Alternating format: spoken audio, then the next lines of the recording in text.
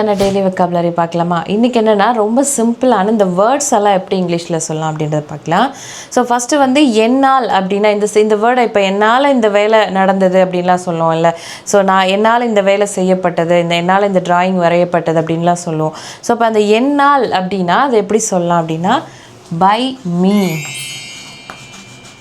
By me என்னால் அப்படின்னா by me. அதே அவனால் அப்படின்னா என்ன சொல்லலாம்? அதே தான் பை ஹிம்னு சொல்லுவோம். ஹிம், பை ஹிம், அவனால்.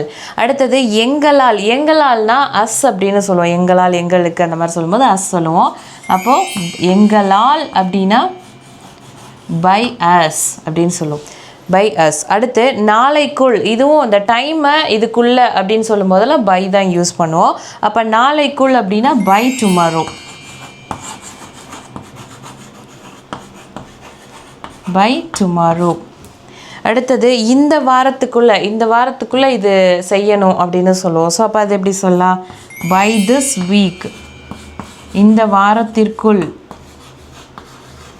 By this week. அடுத்தது பாருங்கள், அவளால் இந்த வேலை நடந்தது அப்படின்னு சொல்லுவோம். ஸோ இப்போ இந்த அவளால் இந்த வேர்டை எப்படி இங்கிலீஷில் சொல்லலாம் அப்படின்னு எனக்கு கமெண்ட்டில் சொல்லுங்கள். இதே மாதிரி நீங்களும் ஈஸியாக இங்கிலீஷ் கற்றுக்க ஸ்க்ரீனில் தெரியிற நம்பரை காண்டாக்ட் பண்ணுங்கள். If you want to learn more please follow my channel. See you in the next video.